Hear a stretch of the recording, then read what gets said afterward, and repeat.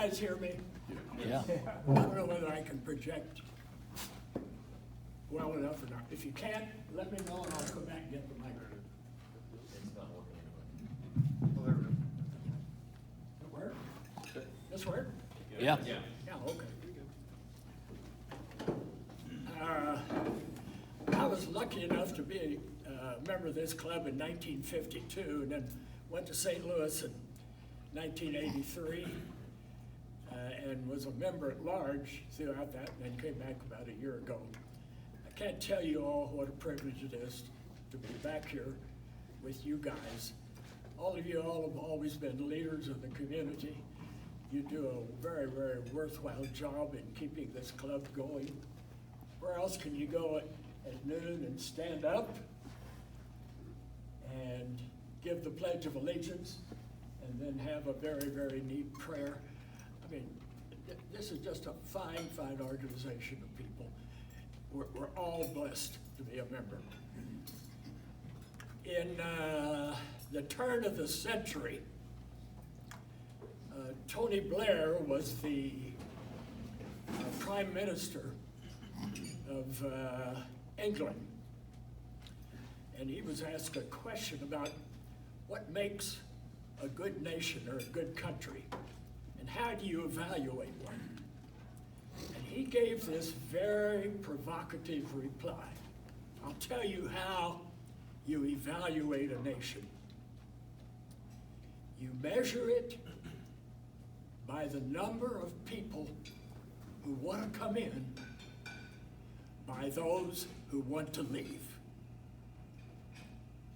My gosh, Lions, hundreds of thousands, even millions of people, they bust their button to get in here.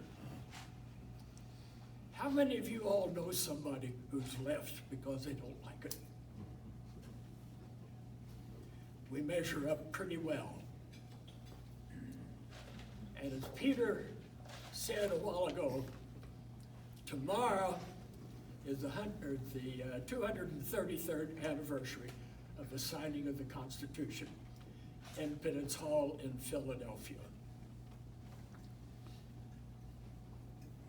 Now, members of the Lions Club, why does everybody want to come in to this country? We can look at all our resources. Everybody here has all they could say grace over. Everybody always wants more, of course. And there are underprivileged, of course. But my heavens, it's for one reason that they come in here. It's this little 15-page document, the Constitution of our country. That's why they come. We ought to be celebrating that annually. And Bart, we ought to have somebody speak on the Constitution every year, just to refresh our memories.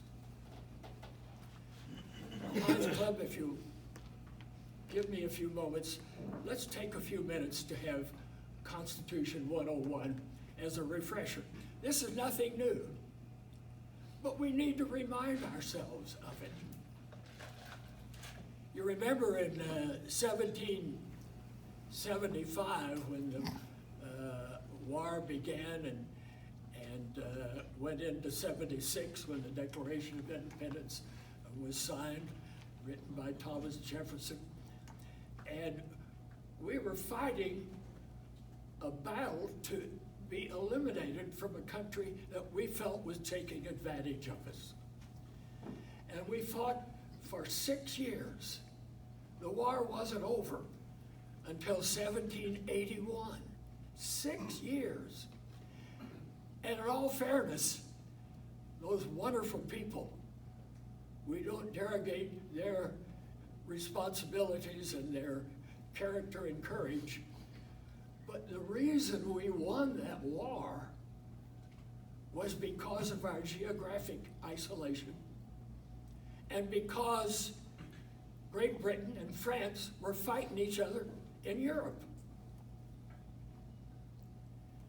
And so after the war was over, Cornwallis surrendered in Norfolk, 1781, we were adrift.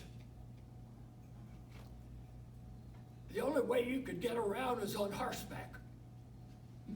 And the roads were lousy. If you had a buggy and a wagon, fine. We had a loose organization under what's called the Articles of Confederation, in which it was a semblance of the form of government among the 13 colonies. And when they would meet in Philadelphia, the people up in Rhode Island, and New Hampshire, and Vermont, it'd take them 4 or 5 days to get there, and then to come back home. We didn't have any currency, gold or silver pieces, if you had some, a little pound sterling occasionally, but it was all by barter. You traded a hog for a little flour and salt. We didn't have any army or navy or anything to protect us. We had no finances of any kind, no postal service, and we were really adrift. Each one of the little colonies was trying to hold its own with its own little legislature. And finally, some of the heads got together later in the spring, the late spring of 1787. And they said, this has got to stop. We've got to form some kind of government. And so they agreed to meet, and everybody sent delegates from the colonies to Philadelphia to meet. And there are about 55 of them, and they'd come in off and on. Some would come in and stay a few weeks and then go back home and then come back again. The ones that were close by generally came all of the time. But they weathered the storm all summer, and nobody could agree. They didn't want a president or a dictator. They didn't want another King George. They didn't want somebody that could tax you. They didn't want anything in authority. And yet they realized if we're going to have a government, we have to have some kind of authority. And there has to be some give and take.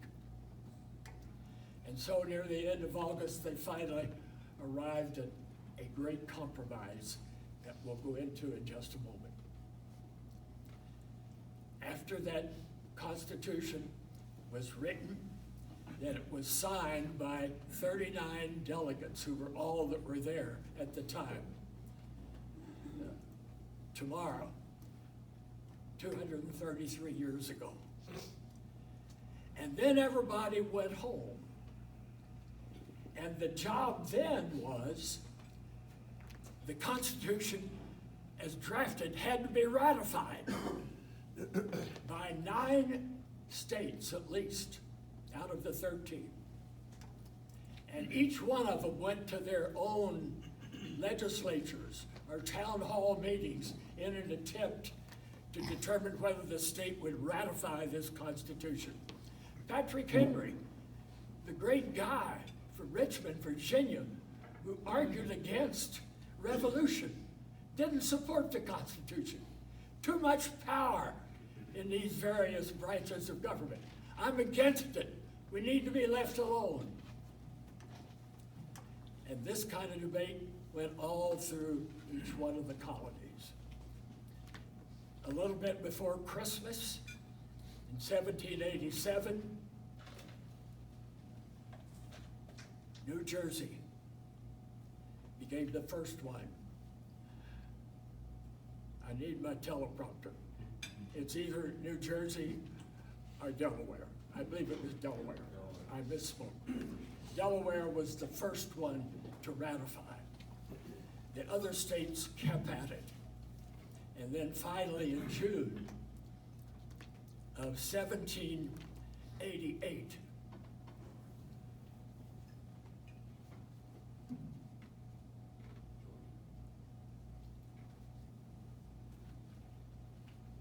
it's not Vermont, it was in Rhode Island, New Hampshire. New Hampshire ratified the Constitution, and that was the 9th state. So it became our Constitution then, in June 1788. Now, who were the 4 state holdouts? Really interesting. Rhode Island was one, North Carolina was one, Virginia, and New York, the holdouts. And the big states then by population were generally New York and Pennsylvania and Virginia, almost Massachusetts. But with the exception of Pennsylvania, the medium and little states won. And they're the ones mainly that were responsible for getting this Constitution for us. Without going into the niceties of it, Washington was persuaded to become the president. They had the first meeting of a Congress. The electors selected him and he became the first president, and the nation was off to the races, 1789. Now, Lions, your Constitution 101 again, very important. You know these things, but let's rehash them. This compromise was unparalleled in history. Never before had any country had this kind of a government. The government was in 3 parts: the legislative branch, the executive branch, and the judicial branch. Now, the legislative branch, too, was historical. The Brits had the House of Lords and the House of Commons, but nothing like this. They still had a king. We had this bicameral legislative form of government. You know it, the Senate and the House. To be a senator, you had to be 30 years old, and you were elected by popular vote, as you know. And the one with the most votes became the senator for a 6-year term. Great debate over how long that should be, but a 6-year term. Then we had the House of Representatives. But before I get to the House, remember the important part of the Senate. Every state has 2 senators. You can have 1 million population or 100,000 population. You still get 2 senators. Now, the House is the other branch of this bicameral form of government. To be a member of the House, you've got to be 25 years old, and you're elected by popular vote for 2 years. But the House is selected by population. So the states with the larger population have the greater number of legislators. This was all done at the time for Rhode Island, a little bitty old place. Really, Rhode Island is just a little bit bigger than southeast Missouri. And it had a small population. But Rhode Island, during the framing of the Constitution, said, hey, we need to be represented, whatever our population is. So they were, with 2 senators.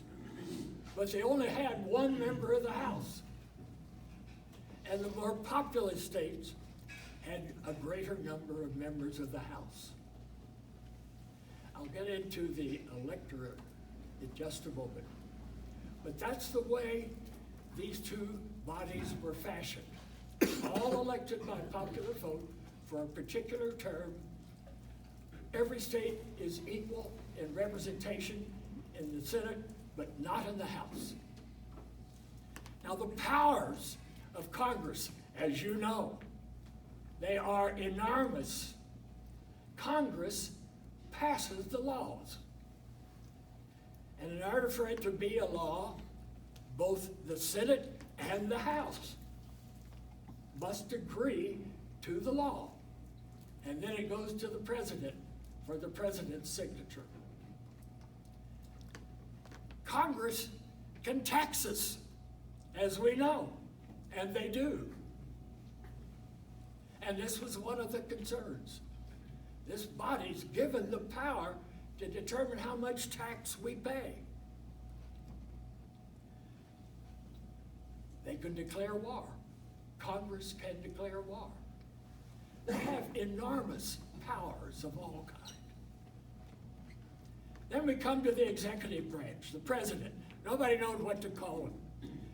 Washington had feelers out for Washington, hoping he would agree to become the president. And so they came to the word president. Another interesting thing about it, why they wanted Washington. He had no heirs. So there'd be no line of succession like there is in so many of the European and other countries. Besides, he was the most reverend guy in the area, the whole 13 colonies. Now, the president has to be 35 years of age, and the wording is interesting. We think of native-born citizen. It's called natural-born citizen, and that's led to controversy. What does that mean? A natural-born citizen. But that's been brought up in our history as one of the qualifications that you have to meet. Now, how is the president selected? The president is selected by electoral vote. Each state has so many electors. And here's the way you determine the electors.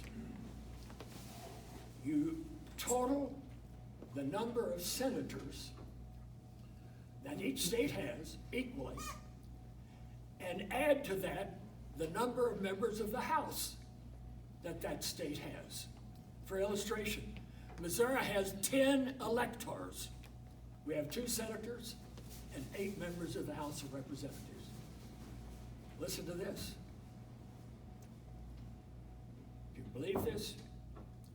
New York has 55. Did you know that New York had 53 members of the House? 53 members. Texas is next. Texas has 46 electors. So 43 or 44 members of the House. New York and Florida are next. They each have 29. So they have 27 members of the House. Now that was done also as part of a so-called compromise, so that everybody could participate through this process rather than in a popular vote where 2 or 3 or 4 states could actually control the country, although they may anyway. But we have had problems as to how to cast these electoral votes. Historically, each state's electors have voted for the person receiving the highest number of popular vote in that state. And most of the time, that's been the case. But there's been some deviation occasionally. There's nothing in the Constitution that says an elector must vote for whoever. But ordinarily it has been for the popular vote, the one receiving the popular vote. Now, about 15 to 18 states have passed laws that mandate that electors from that state must vote as an elector for president for the person who has the biggest popular vote in that state. The Supreme Court came down with a decision in July that said that's okay. It passes constitutional muster. But that's only 15 or 18. So the rest of us can do as we please, and we'll see what happens in a couple of months. Very interested to see how the electors are going to vote for president. Now, the president has enormous powers also. The president can veto a law of Congress. The president is the commander-in-chief of the Army and the Navy and the state militia.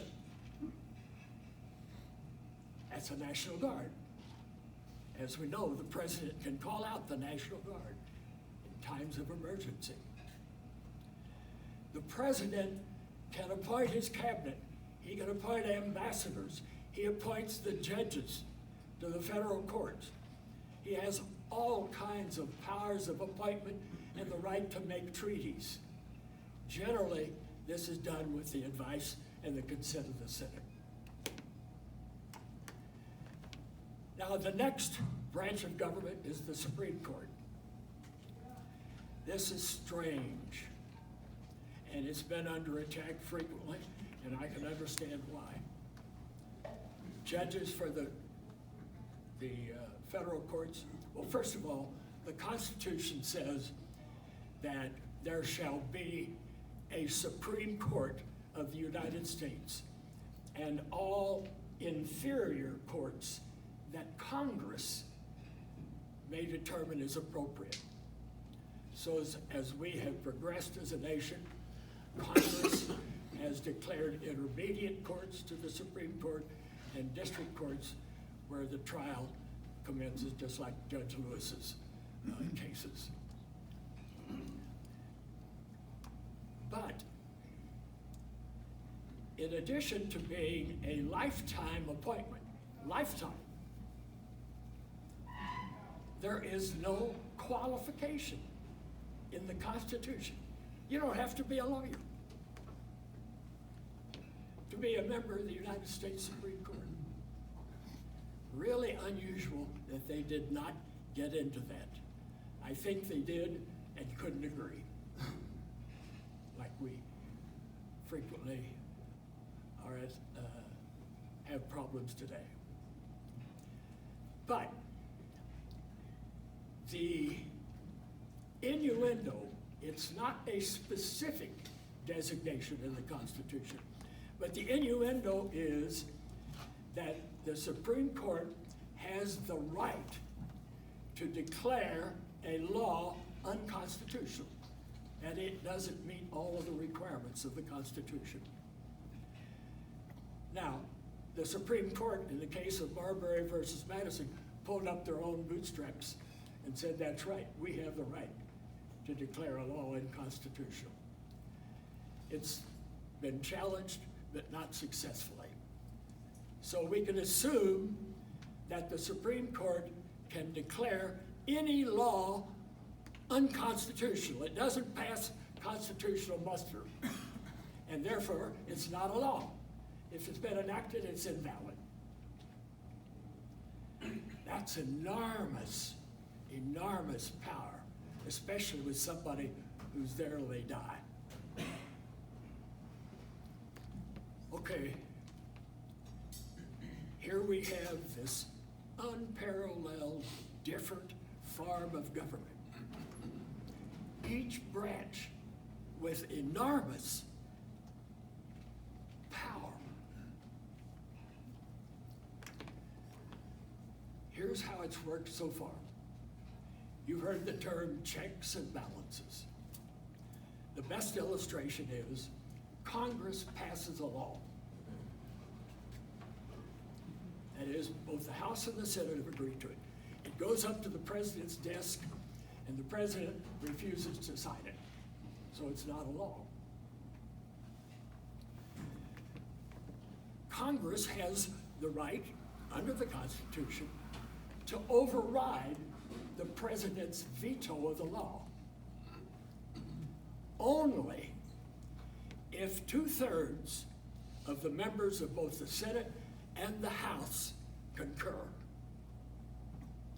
So the Congress can pass the law, the president vetoes it, Congress can override the veto, it becomes a law. Big checks on each other. But that's not the last check. 2 or 3 years down the road, somebody files a lawsuit challenging the constitutionality of that law. And it ultimately gets up to the Supreme Court, and the Supreme Court says, no, it doesn't pass constitutional muster. So the law's invalidated. There's the other check. There are many, many other illustration members of the club that shows how each one of these parts of government can keep the other part from getting too big. Now, all of us have our own points of view about who's too big. As far as I'm concerned, they all are too big. But that's Patrick Henry's argument.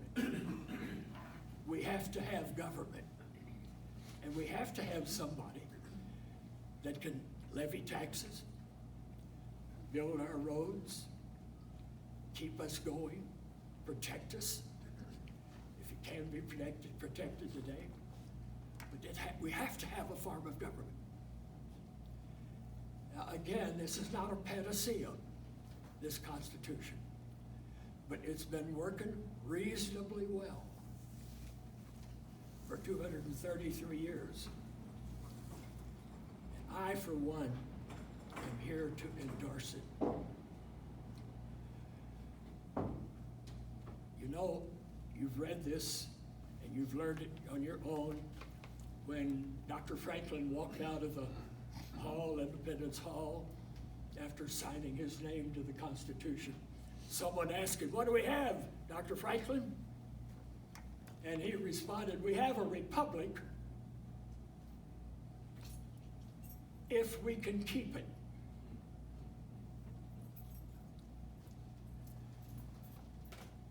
Lions, I'm sure in your experience too, I've never seen such a vitriolic attack on these 15 pages in this document as exists today.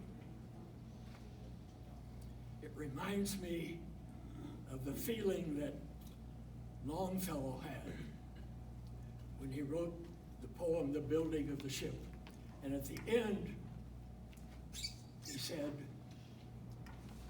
"Thou too sail on, O ship of state. Sail on, O Union, strong and great. Humanity, with all its hopes, with all its fears, with all the hope for future years, is hanging breathless on thy fate." Members of the Lions Club, the ship of state will sail on. It must, because of this. Y'all are very accommodating. Thank you.